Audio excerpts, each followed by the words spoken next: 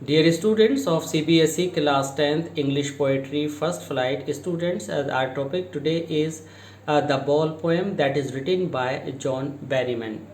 Students, आज के इस हिंदी वर्जन में इस द बॉल पोएम में हम जानेंगे कि पोएट जॉन बैरीमैन कैसे इस नई जनरेशन को इस लड़के के माध्यम से ये बताना चाहते हैं कि हमारी जो लाइफ है वह full of loss and gain है।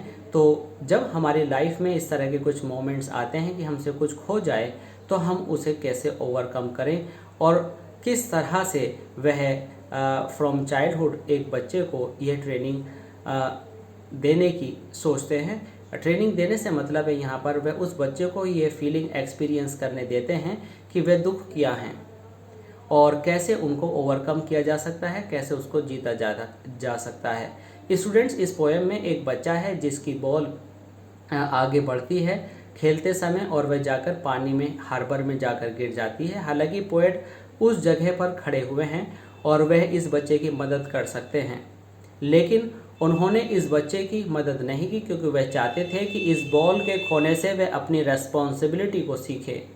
वह इस रेस्पॉन्सिबिलिटी को सीखे कि इस लाइफ के अंदर जो कि एक पोजेशन बेस्ड मटेरियलिस्टिक वर्ल्ड है, इसके अंदर आज तो एक उस बच्चे की बॉल खोई है, लेकिन जब वह कल बड़ा होगा तो बहुत सारी ऐसी रेस्पॉन्सिबिलिटीज़ आएंगी जो उसको फुलफ़िल करनी पड़ेंगी। इसलिए वह आगे बढ़ कर के बॉल को बचाकर लड़के की हेल्प नहीं करते, बल्कि वह लड़के को उस सिचुएशन में खड़ा हुआ देख कर के बहुत सारी बातें सोचते हैं। वह लड़के को जब देखते हैं कि वो बहुत सैड और मेलैंकोलिक मूड में खड़ा हुआ है तो वह उन्हें लगता है कि वह अगर चाहे तो उसको नई बॉल ख़रीद कर दे सकते हैं, उसको कंसोल कर सकते हैं, लेकिन वह चाहते हैं कि वह लड़का उस दुख को झेलना सीखे जो इस वर्ल्ड के अंदर किसी चीज़ को लॉस करने के बाद आता है।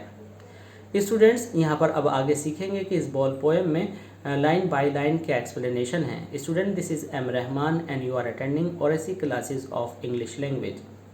Please to continue all your lectures with us and to go through all the poems and the text based on prose.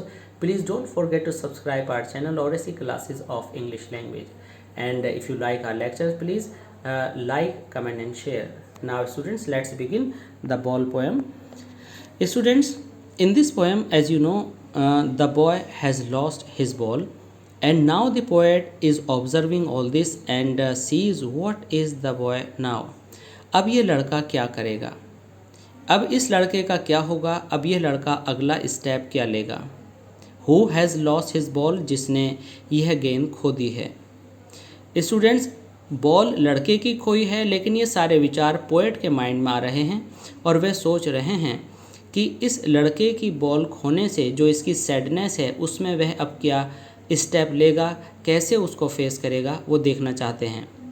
What he is he to do, और वह अब क्या करने वाला है। पोएट क्यूरियस हैं ये जानने के लिए। पोएट आगे कहते हैं, poet says I saw it go, मैंने बॉल को जाते हुए देखा। And the activity of the ball was activated, जो बॉल थी वो बहुत ही एनिमेटेड थी, बड़ी गति में जा रही थी और ऐसा लगता था जैसे मानो खुशी में आज़ाद होकर मैरिली मीन्स हैप्पीली बाउंसिंग उछलती हुई वह डाउन द स्ट्रीट रास्ते पर आगे गई हो। देन मैरिली ओवर, और फिर और खुशी खुशी आगे बढ़ी हो। There it is in the water, और उसके बाद वह पानी में जा पड़ी हो।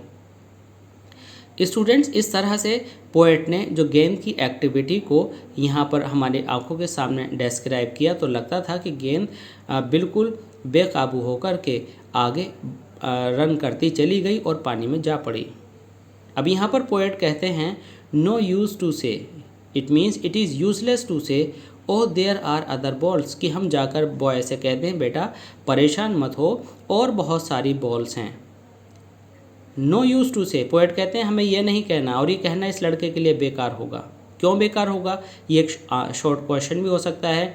Y it is no use to say O there are other balls. Now students, let's understand, ये कहना इसलिए बेकार होगा क्योंकि वह इस जो ग्रीफ है, ग्रीफ ऑफ लॉस है, ग्रीफ ऑफ सेपरेशन है, पोएट उसको अंडरस्टैंड कराना चाहते हैं। पोएट उसको इस लायक बनाना चाहते हैं कि वो ये सारे जो ग्रीव्स हैं उनको फेस कर सके।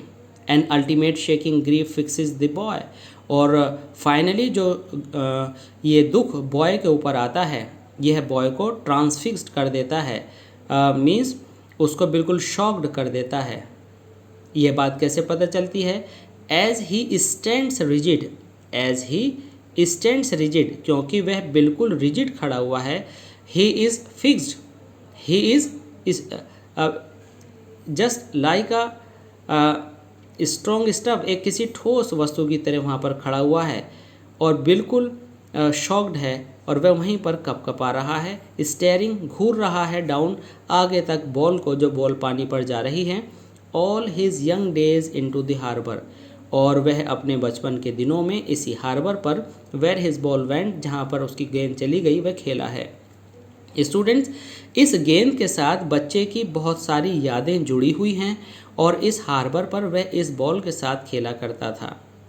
तो यहाँ पर जो भी आपने सुना था, an ultimate shaking grief fixes the boy, इस बॉय के ऊपर जो एक ग्रीफ आता है, वो ग्रीफ यह है स्टूडेंट्स कि इस हार्बर पर जो वह उस बॉल के साथ खेला करता था, उस बच्चे की वह यादें इस बॉल से जुड़ी हुई हैं और इसकी खो जाने से वह बहुत ही ट्रांसफिक्स्ड होता है, वह बिल्कुल जड़वत हो जाता है, वह एक जगह खड़े का खड़ा रह जाता है, वह कपकपा रहा है और देख रहा है, घूर रहा है बॉल को जाते हुए।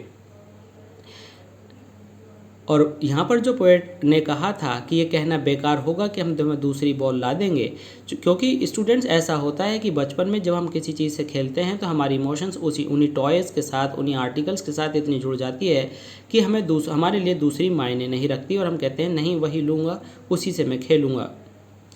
स्टूडेंट्स, यहाँ पर आगे पोएट कहते हैं, I would not intrude on him, कि मैं इस टॉपिक पर इस लड़के के साथ जो ये उसके साथ आज ये इंसिडेंस चल रही है, मैं उसमें इंट्रूड नहीं करूँगा, इंटरफियर नहीं करूँगा। अ डाइम अनदर बॉल, हालांकि कुछ पैसों में, डाइम मीन्स कुछ करेंसी में, कुछ मनी देकर अनदर बॉल अवेलेबल की जा सकती है, लेकिन यह बेकार होगा।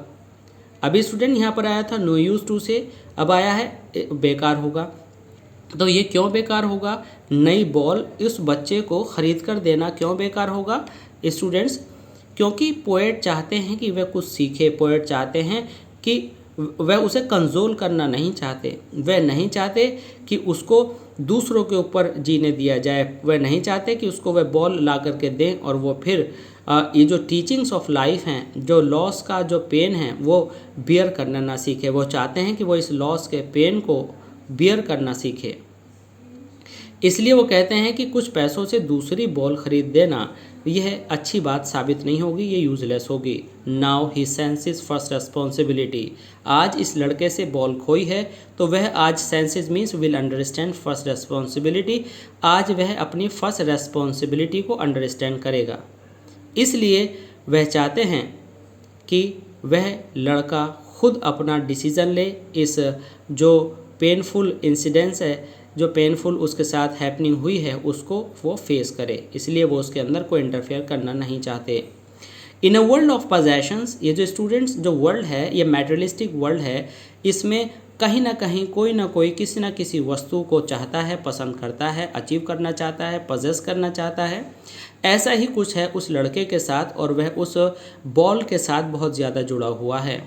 पीपल विल टेक बॉल्स, लोग ऐसे ही बॉल्स लेंगे, balls will be lost always, और ये बॉल्स खो जाएंगी। स्टूडेंट्स, यहाँ पर जो बॉल्स का जो मीनिंग है, यहाँ पर मुझे लगता है कि यहाँ पर बॉल्स का मीनिंग ये भी है कि लोगों के पास बहुत सारी प्यारी प्यारी उनकी फेवरेट पोजेशंस आएंगी और ये पोजेशन लॉस वे करते रहेंगे, क्योंकि टाइम का जो पासेज है वो डीके है, जैसे जैसे टाइम पास होता है हर चीज़ डीके करती है। तो इसी तरह से वो कैसे सीखेंगे कि किसी भी चीज़ का लॉस होने के बाद वह इस वर्ल्ड में बिना दुख के सर्वाइव करें। तो इस तरह की सफरिंग्स को, पेन ऑफ लॉस को, पेन ऑफ सेपरेशन को उनको सीखना पड़ेगा, क्योंकि लाइफ में ये उनके साथ हमेशा होने वाला है। लिटिल बॉय को वो अपने माइंड में एड्रेस कर रहे हैं, लिटिल बॉय तुम्हें यह सीखना होगा कि लाइफ में आपके पास हमेशा बहुत सारी चीज़ें आती हैं और आने के बाद कभी कभी खो भी जाती हैं। तो आपको इस लाइफ जीने में इतना स्ट्रॉन्ग होना पड़ेगा कि आप उन मोमेंट्स को बियर कर सकें। And no one buys a ball back, और कभी कभी ऐसा मौका आता है, ऐसा टाइम होता है कि हम उस बॉल को बाय भी नहीं कर पाते बैक, दोबारा से उसे ख़रीद भी नहीं पाते हैं। इट मीन्स कुछ ऐसी पोजेशंस जिनको हम खो देते हैं, हमारे पास इतने भी चांसेस नहीं होते कि हम उस बॉल को, उस पोजेशन को दोबारा से हासिल कर लें। जबकि यहाँ पर पोएट उसको, लड़के को बॉल ख़रीद कर दे सकते थे, लेकिन उन्होंने इंट्रूड नहीं किया, उन्होंने उसका इंटरफियर नहीं किया। क्योंकि कभी कभी हमारी लाइफ में ऐसा टाइम आता है कि हम किसी चीज़ को रीगेन नहीं कर पाते। मनी इज़ एक्सटर्नल, पोएट ने कहा। यहाँ पर मनी का एक्सक्यूज़ देना अलग की बात है, मनी एक अलग की बात है। यहाँ पर मनी को वो रिलेट नहीं करना चाहते, उनका जो मेन पर्पज़ है वो है experience. And the poet says he is learning, it is most important thing well behind his desperate eyes. और यहाँ पर पोएट ऑब्जर्व करते हैं कि उसकी इन निराश आंखों के पीछे जो द एपिस्टेमोलॉजी ऑफ लॉस, जो ये खोने से जो वह कुछ चीज़ें सीखने वाला है, जो विचार उसके पास आ रहे हैं, और जो नई एपिस्टम, स्टूडेंट एक वर्ड है ग्रीक लैंग्वेज का जिसका मतलब है to gain knowledge in some field, in some special circumstances, किसी विशेष परिस्थितियों में जब हमारे को कुछ विचार आते हैं और हम उनसे कुछ सीखते हैं। तो ये फिलॉसफी का एक पार्ट है, एक ब्रांच है, जिसमें हम लॉस के बाद कुछ नई जानकारी सीखते हैं। तो पोएट यहाँ पर चाहते हैं कि वह लड़का कुछ नया सीखे इस लॉस से और स्ट्रॉन्ग बने, और हर इस तरह के लॉस को बियर करना सीखे और सेल्फ डिपेंडेंट बने, और वह सीखे हाउ टू स्टैंड अप, कि किसी लॉस के बाद कैसे दोबारा से स्टैंड किया जाता है। Knowing what every man must one day know, और वह अभी इस सारी चीज़ को जान ले जिसको हर आदमी कभी ना कभी किसी दिन सीखता ज़रूर है। And most know many days, और बहुत सारों को तो ऐसे एक्सपीरियंस बहुत दिनों तक रहते हैं। हाउ टू स्टैंड अप, कि कैसे उठा जाता है। यहाँ पर स्टूडेंट्स कहने का मतलब यह है कि पोएट चाहते हैं कि वह लड़का सीखे इसी एज में, इसी बचपन में, कि कैसे सफरिंग्स से राइज़ किया जाता है, कैसे सफरिंग्स को रिकवर किया जाता है हैप्पीनेस में, और वह बियर करना सीखे ताकि उसकी आगे की लाइफ इस तरह की सफरिंग से पेन देने वाली ना रहे। आइए स्टूडेंट्स अब यहाँ पर गौर करते हैं इसके अंदर यूज़ होने वाली लिटरेरी डिवाइसेस के बारे में। स्टूडेंट्स इस फर्स्ट लाइन में बॉय, नाउ, हु, लॉस्ट, इसके अंदर वावल ओ का साउंड मिड ऑफ वर्ड्स आया है, तो यहाँ पर एजोनेंस लिटरेरी डिवाइस होगी। स्टूडेंट्स यहाँ पर वॉट और what the same word repeat हुए हैं, इसलिए इन टू लाइन्स में एनाफोरा फिगर ऑफ स्पीच और लिटरेरी डिवाइस होगी।